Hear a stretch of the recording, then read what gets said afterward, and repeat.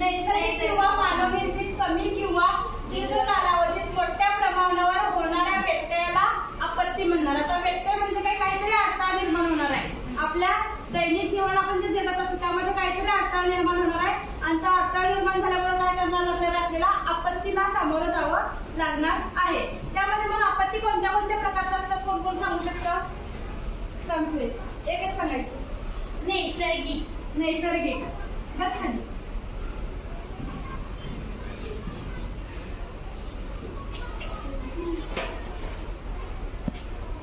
आणि कोणती आहे दुसरी?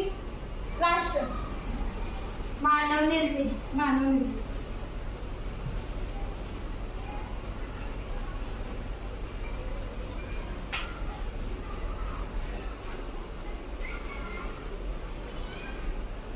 आता नैसर्गिक आपत्तीची उदाहरणे कोण कोण सांगू शकतं? उदाहरणे सांगायची, एक एकच सांगायचं. एक एक सांग. पूर आणि दुष्काळ.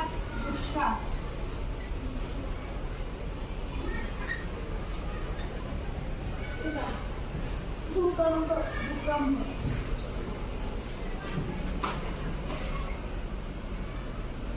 ज्वालामुखी.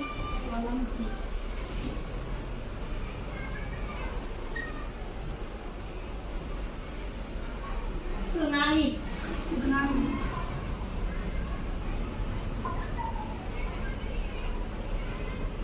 चक्रीवादळ.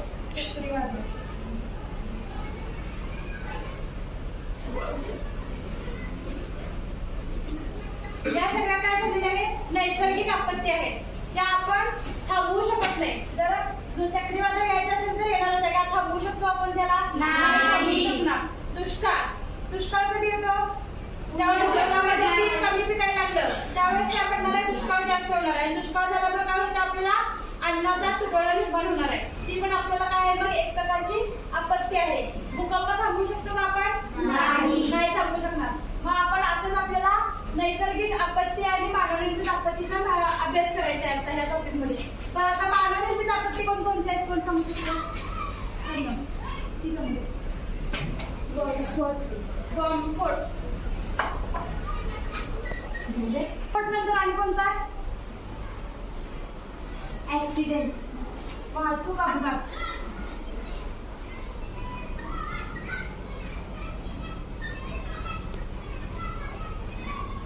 आणि युद्ध.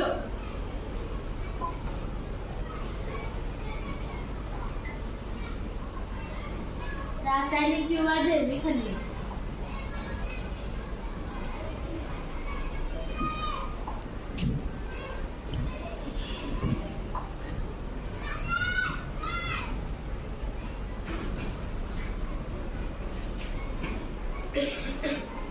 जे काय त्यांनी उदाहरणं झाली मानवनिर्मित आपत्तीची, जी माणसामुळे होणाऱ्या ज्या सगळ्या आपत्त्या. आता स्फोट कधी होतं? जेव्हा युद्ध चालू असतं. एक्झाम्पल भारत पाकिस्तान युद्ध चालू आहे तर तेव्हा काय होतात? बॉम्बस्फोट होतात भरपूर प्रमाणात. मग त्यावेळेला भरपूर माणसांचे जीवही जातात. त्यांच्याही जातात आणि आपलेही जाणार आहेत. म्हणजे ते काय झाली? एक प्रकारची आपल्याला आपत्ती झाली. जे काही नुकसान होणार आहेत ज्या ज्या गोष्टीमध्ये त्या सगळ्या कशामध्ये येणार आहेत? आपत्तीमध्ये येणार आहेत. त्यानंतर आता तुम्हाला सांगायचं आहे भूकंप हा बघायचा आपल्याला. भूकंप हा पॉईंट बघायचा फक्त आपत्ती नसला.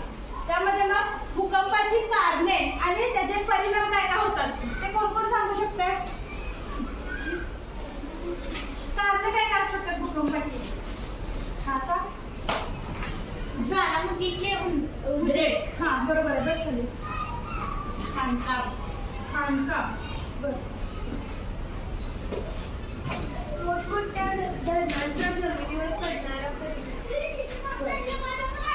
त्यानंतर परिणाम काय काय होणार आहे? आता डिस्कशन करायचं आहे ग्रुपमध्ये. हा एक ग्रुप करायचा आहे, हा एक ग्रुप करायचा आहे. आता भूकंप झालेला आहे त्या भूकंपाचे परिणाम काय काय होतात आपल्यावरती तेवढं सांगायचं आहे. तिकडे सगळे ह्या ग्रुपला दोघी डिस्कशन केलं तरी चालेल. काय काय सांगायचं त्यासाठी साध्या सोप्या शब्दात पुस्तकातलं सगळं पाहिजे असं काही नाहीये. भूकंपाचा झालाय समजा त्याचा काय काय परिणाम होतो ते तुम्हाला सांगायचंय.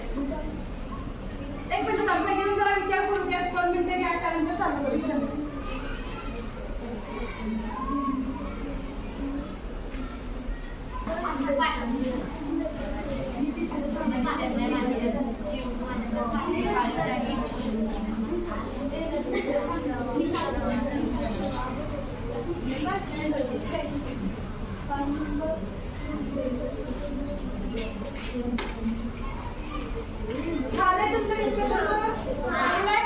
त्यानंतर बघा आता परिणाम सांगायचे एक एक परिणाम सांगायचे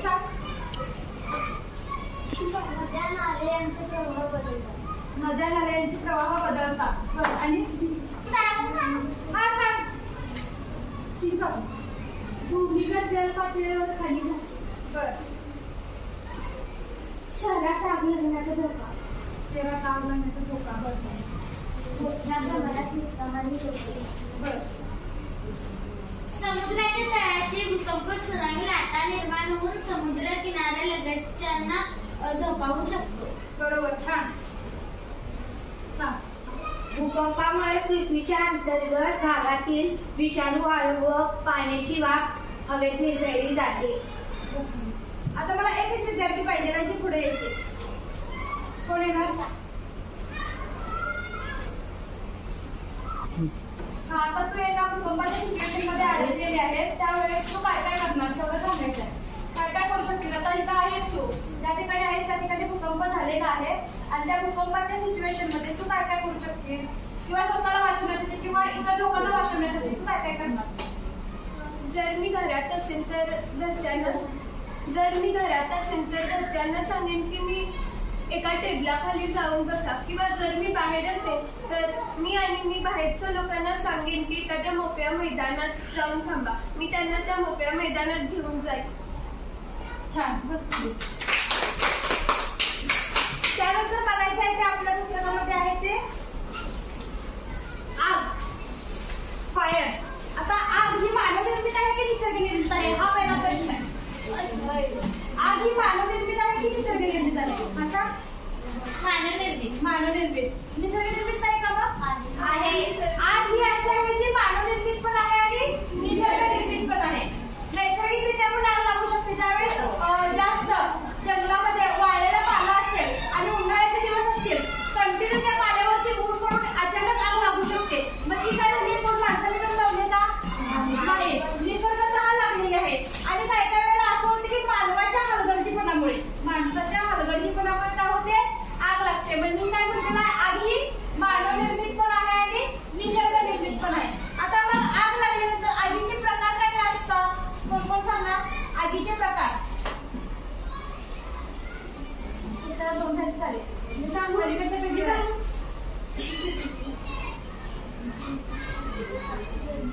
वर्गीय आग. वर्गीय आग. अवर्गीय आग असं आहे का? अवर्गीय आग. हा, मग त्यामध्ये काय येणार आहे? घनरूप पदार्थ येणार आहे. मग त्यामध्ये काय सांगितलेलं आहे? सर्वसाधारण ज्वालाग्राही घन पदार्थापासून आग लागते. जसे की एक्झाम्पल दिलेलं आहे लाकूड, कपडे, कोळसा, कागद इत्यादी. बस थोडी. त्यानंतर आहे द्रवरूप पदार्थामुळे लागलेली आग. त्यामध्ये मग दिलेलं आहे ज्वालाग्राही द्रव पदार्थापासून लागलेली आग. उदाहरणार्थ पेट्रोल, तेल, त्यानंतर द्रावके, स्वयंपाकाचे तेल, रंग इत्यादीमुळे पदार्थ पाण्यापेक्षा हलके असतात. तेथे फेस येणाऱ्या अग्निशामक मार्फत आग विझवली जाते. त्यानंतर क वर्गीय आग, वायुरूप पदार्थ. त्यामध्ये असणार आहे ऍस्टेलिन, घरगुती गॅस, एलपीजी गॅस इत्यादी ज्वलनशील गॅसमधून लागणारी आग. त्याला काय म्हणणार आहे आपण? क वर्गीय आग म्हणणार आहे. त्यानंतर रासायनिक पदार्थापासून जी आग लागणार आहे त्याला काय म्हणणार आहे? ड वर्गीय आग. त्यानंतर आहे ते ई वर्गीय आग, जे इलेक्ट्रिक मुळे लागणार आहे. यामध्ये इलेक्ट्रिकल सामान, फिटिंग इत्यादी साधनामुळे लागलेली आग कार्बन डायऑक्साईड सारख्या आग प्रतिबंधकाच्या साह्याने विझवली जाते. आता आग लागलेली आहे. आग लागल्यानंतर तुम्ही काय काय करणार आहे? मग समजा अचानक गॅसचा स्फोट झालाय, तुम्ही घरात आहे, शेजारच्या ठिकाणी गॅसचा स्फोट झालाय, काय काय करणार मग त्यावेळेला?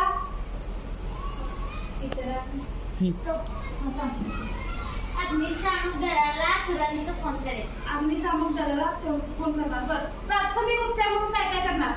आता अग्निशामक दल यायला तर वेळ लागणार आहे थोडा, तोपर्यंत काय काय करणार? तिथं आतमध्ये माणसं अडकलेली असणार आहेत, काय काय करणार?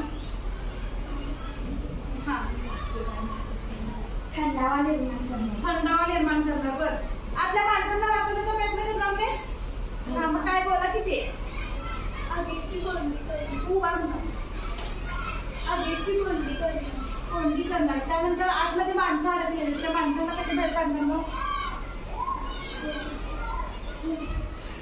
बस. त्या माणसांना बाहेर काढून डॉक्टरांना फोन लावून त्यांची तपासणी करायला लावायची. बरं. त्यांना कितपत भाजलेला आहे, काय काय झालेलं आहे किंवा किती हे झाले, त्यांना दुखापत झालेली आहे, त्यानंतर त्यांना हॉस्पिटलमध्ये नेऊन ऍडमिट करायचं. बरं. आणि काय आज तुम्ही कशी जाणार आहात? आतमध्ये जायचे तुम्हाला, त्यांना वाचवायचं म्हटलं तुम्हाला पहिला आत जायला लागणार आहे. मग आधीच घुसणार आहे का तुम्ही डायरेक्ट? मग काय करणार?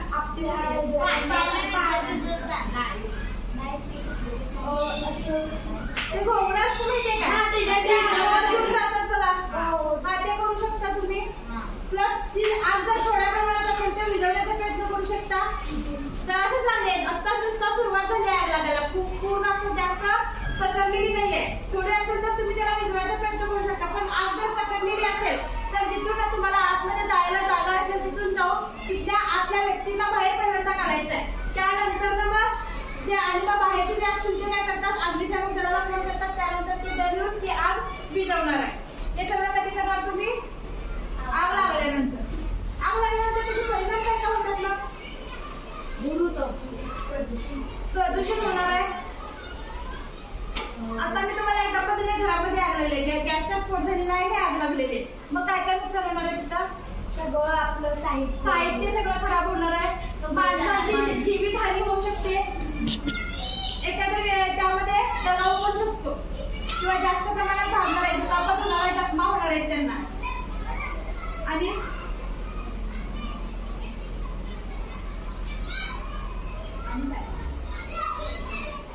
झालं, हे झालं आग बद्दल. त्यानंतरचा पॉइंट आहे तुमचा दरड कोसळणे किंवा त्याला काय म्हटलेलं आहे, भूस्खलन. दरड कोसळणे. दरड कशामुळे कोसळते? दरड कशामुळे कोसळणार आहे? जास्त प्रमाणात पाऊस पडला. बरोबर आहे. बस खाली.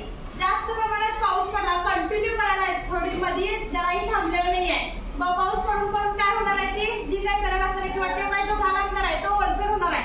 आणि ओलसर होऊन काय होतं, ते मग ते खाली कोसळतं, असं एकदम भुसभुशीत होतं. त्यावर एखादा दगड जरी पडला तर काय होतं, मग ती दरड पूर्णपणे खाली कोसळत येणार आहे. पावसाळ्याच्या दिवसात आपल्याला दरड जास्त प्रमाणात कोसळलेली बघायला मिळते. मग ते मानव निर्मित मध्ये येणार काय, नैसर्गिक मध्ये येणार? नैसर्गिक मध्ये येणार आहे. कारण ते निसर्ग हा पाऊस पडतो आणि ते पाऊस किती पडणार ते काय माणसाच्या हातात असतं का? नसणार आहे. त्यानंतर तो गट करणार आहे. एक हा गट असणार आहे, एक कडचा गट असणार आहे. त्यामध्ये या गटाने काय सांगायचे, दरड कोसळण्याचे परिणाम सांगायचे. आणि ह्या गटाने काय सांगायचे, कारणे सांगायचे. त्या गटाने कारणे सांगायचे. करा डिस्कशन.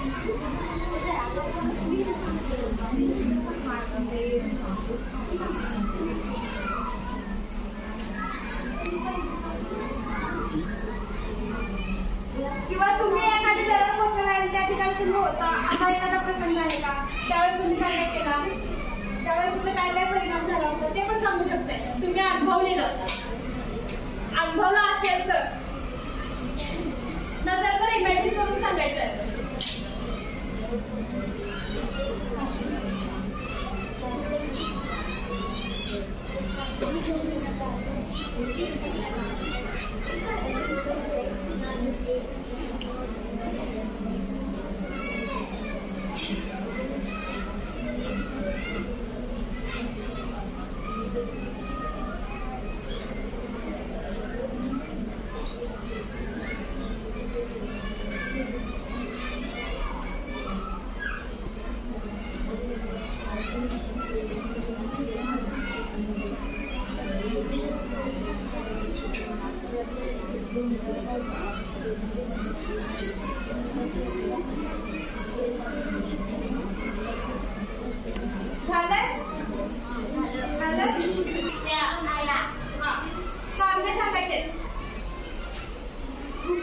भूकंप, त्सुनामी, अतिवृष्टी, वादळे, महापूर इत्यादी.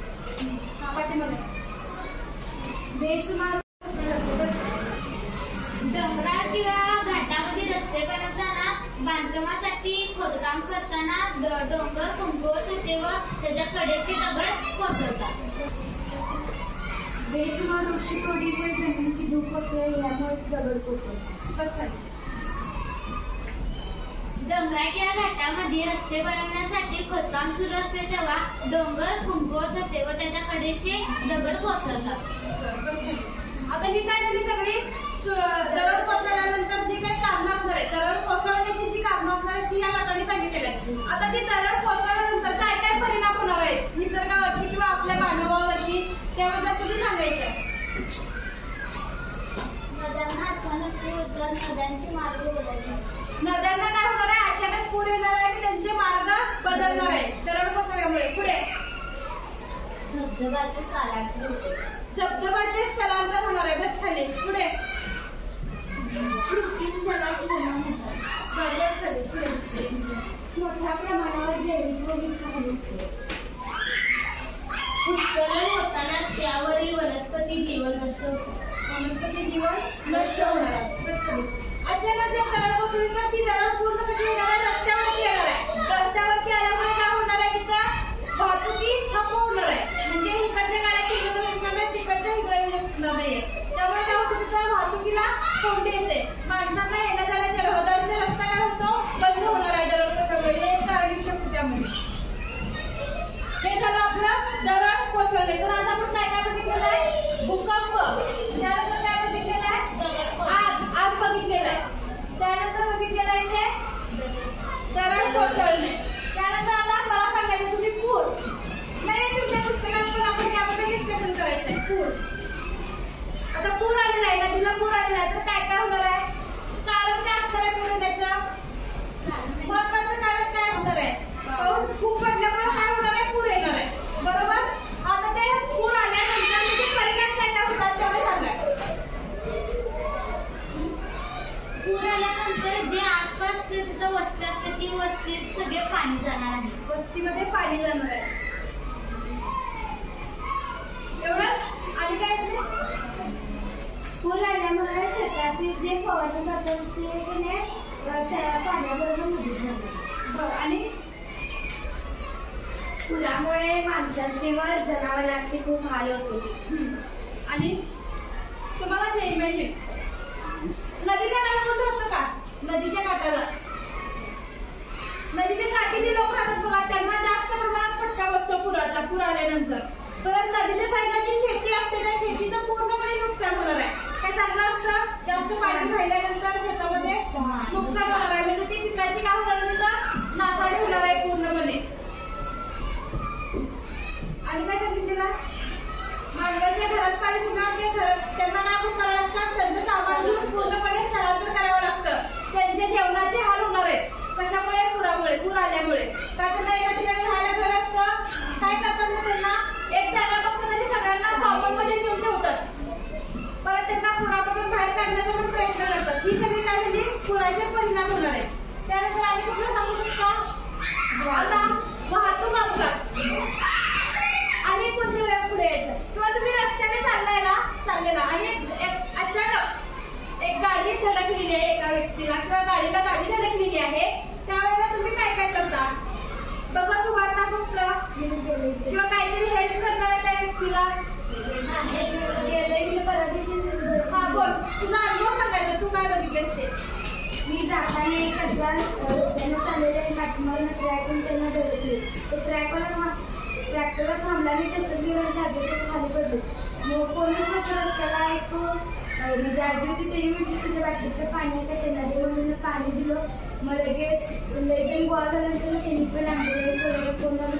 मग त्यांना ॲम्ब्युलन्समध्ये घेऊन रुग्णालयात. बस आता एक ते कोणतरी पुढे यायचंय, कोण येतंय, मी कंडिशन सांगायला काय असणार आहे, त्या कंडिशनमध्ये तू काय काय करणार. मी सांगितलीस तुला तू रस्त्याचा अपघात झालेला, एकदम भीषण अपघात झालेला, पूर्णपणे करायला का व्हिडिओ.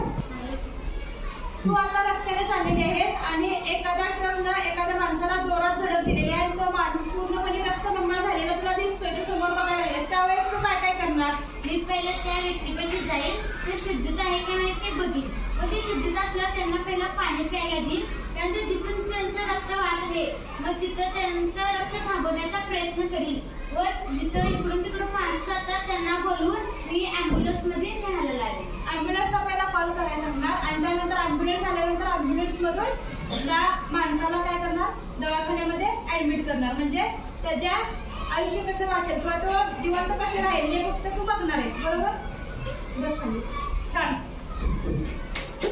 तर आता आपण काय बघितलेलं आहे, आपत्ती व्यवस्थापनामध्ये नैसर्गिक आणि मानवनिर्मित आपत्ती कोणत्या कोणत्या आहेत आणि त्याची कारणे, त्याचे परिणाम काय काय होतात आणि ती आपत्ती आल्यानंतर आपण त्यावरती काय काय उपाय करू शकतो, त्यावेळेस किंवा त्या आपत्तीच्या वेळी आपण काय केलं पाहिजे याबद्दल काय केलेलं आपण अभ्यास केलेला आहे. थँक्यू. आता आज आपण काय म्हणजे आपत्ती व्यवस्थापन म्हणजे आपत्ती म्हणजे काय म्हणजे आपत्ती म्हणजे कोण सांगतोय? तिच्या बाबू सगळ्यांनी म्हणायचं, सगळ्यांना सांगायचं. नैसर्गिक किंवा मानवनिर्मित कमी किंवा दीर्घ कालावधीत मोठ्या प्रमाणावर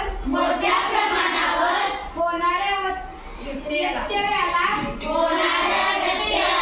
आपत्ती म्हणतात. बस खाली. त्यात आपत्तीचे किती प्रकार पडतात म्हणून सांगितलेला? कोणते कोणते? नैसर्गिक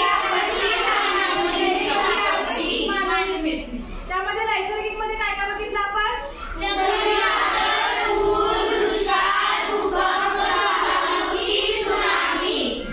आणि मानवनिर्मित मध्ये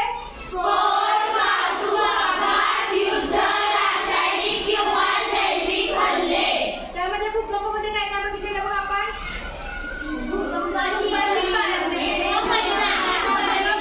कारणे काय काय होती?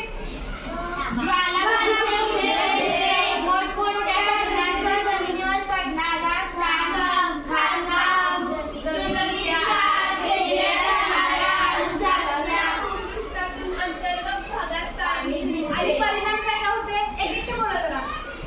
परिणाम. हा. भूमिगत जलपातळीवर खाली जाते.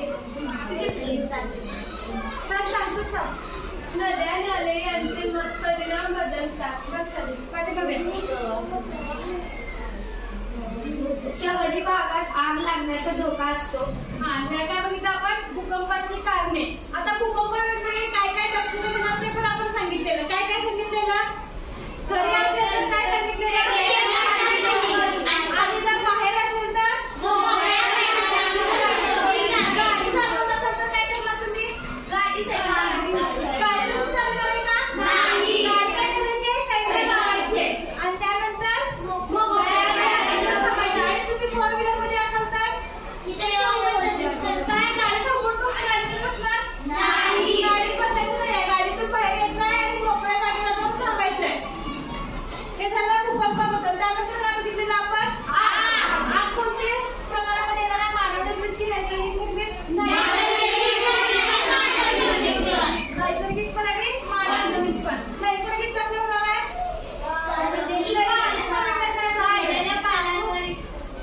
आता जंगलामध्ये आता असं वाळलेली पानं असतील आणि सल्लग ऊनच असेल, सावली नसेलच, मग त्या पानावर ते ऊन असून आग लागू शकते. जंगलामध्ये झाडे भरपूर असतात, मग एका जंगलाच्या फांद्या एकामेकांना घर्षण होऊन ते आग लागू शकते. हा, त्या आग नंतर काय बघितलेलं बघ आपण? दरड कोसळणे. दरड का कोसळते? जास्त पाऊस पडल्यामुळे दरड कोसळणार आहे. काय होतं तिथलं? जी काही माती असणार आहे ती भुसभुशीत होणार आहे. त्यावरती एखाद्या कुठं जर धक्का लावला तर काय होणार आहे? ती पूर्णपणे दरड खाली येणार आहे आणि दरड खाली आल्यामुळे काय होणार आहे? कोसळल्यामुळे वाहतूक ठप्प होणार आहे. तिथं जे काही जनावर किंवा प्राणी असणार आहेत त्यांना काय होणार आहे? हानी होणार आहे. ते प्राणी जर खाली असतील तर त्यांच्या अंगावर पडून किंवा खाली जर घरे असतील तर ते घरांच्या वरती पडल्यामुळे ते घरांची नासाडी होणार आहे. त्या घरामध्ये असलेल्या व्यक्तींना काय होणार आहे? हानी होणार आहे. काहींचा जीव जाऊ शकतो. त्यामुळे ते काय झालं? दरड कोसळण्याची कारणं. त्यानंतर आपण काय बघितलेलं आहे? वाहतूक अपघात झाल्यानंतर आपण काय काय करतो? पहिल्यांदा ॲम्ब्युलन्सला कॉल करायचा आहे. त्यानंतर त्या माणूस शुद्धीत आहे का बघायचा आहे. तो शुद्धीत नसेल तर त्याला शुद्धीमध्ये आणण्याचा प्रयत्न करायचा आहे. शुद्धीमध्ये आणल्यानंतर त्याला पाणी